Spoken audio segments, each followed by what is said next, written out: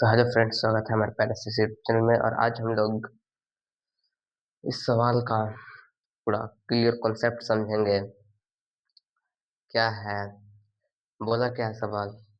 लिंग निर्धारण किसे कहते हैं, या मानव में लिंग निर्धारण कैसे होता है।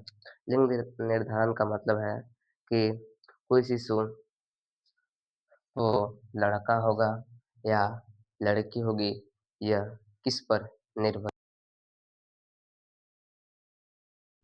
तो देखिए क्या लिखा हुआ है। किसी शिशु के जन्म से पहले, किसी शिशु के जन्म से पहले या पूर्व नर अथवा मादा होने की भविष्यवाणी करना ही लिंग निर्धारण कहता है। क्या लिंग निर्धारण कहलाता है।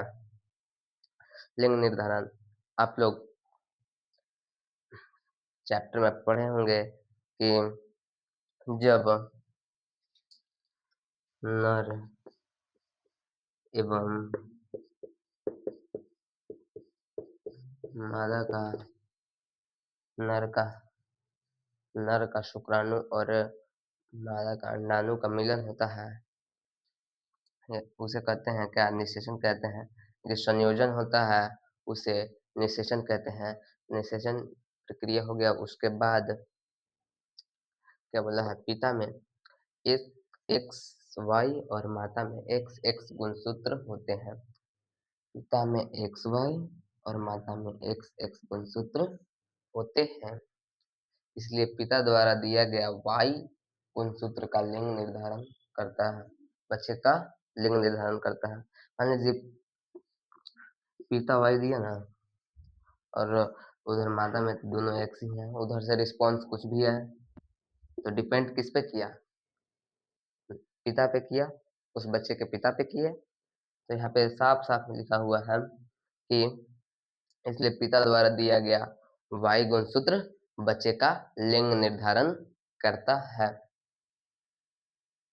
जब पिता का एक्स गुणसूत्र माता के एक्स गुणसूत्र से मिलता है तो लड़की का निर्माण। जब पिता का एक्स गुणसूत्र, देखिए यहाँ पे बगल में लिखा हुआ है ये वाला एक्स, और यहाँ से एक्स मिलता है तो एक्स एक्स यानी कि लड़की का निर्माण होता है, तथा पिता का वाई और माता का एक्स गुणसूत्र मिलता है तो क्या, लड़का जन्म लेता है। पिता का क्या बोला है, वाई, और माता का एक्स गुणसूत्र जब मिलता है तो क्या, लड़का का जन्म होता है। तो बच्चे का लिंग निर्धारण किस पे निर्भर करता है जी, तो उसके बच्चे के पिता पे, उसके बच्चे के पिता पे निर्भर करता है। तो आज के बाद जान लेना यहाँ से।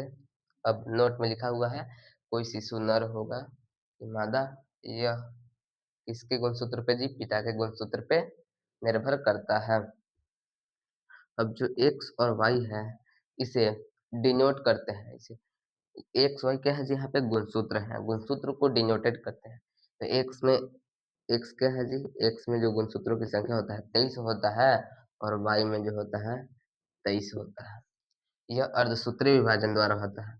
कोशिका, यहाँ पे लिखा हुआ है कोशिका गुणसूत्र की संख्या 23 जोड़ी यानी कि 46 होता है। तो 46 होता है, तो जब 23 पिता से और 23 माता से मिलेगा तो 46 यानी कि एक मानवीय कोशिका का निर्माण होगा और उससे बच्चे का निर्माण होगा। तो यह 23 से ज्यादा अगर मिल गया तो उसमें कुछ कमी हो जाएगी। जैसे कि कोई के नहीं देखते हैं 23 से ज्यादा, यानी कि मान लीजिए इसे 22 मिला, इससे 24 मिल गया, इससे कम मिल गया एक, पिता से और माता से एक ज्यादा मिल गया, तो यहाँ पर भी दिक्कत हो जाएगा। यहाँ तो आ रहा है, जोड़ने पर तो 46 ही आ रहा है, लेकिन कुछ न कुछ कमी हो जाएंगे उस बच्चे में। और मान लीजिए कि माता से 23 मिला और पिता से 24 मिल गया, 47, उसमें कुछ न कुछ अंग घटेगा या बढ़ेगा। ये आपको बेसिकली क्लास 11-12 में जाइएगा, आपका ये कॉन्सेप्ट क्लियर होगा।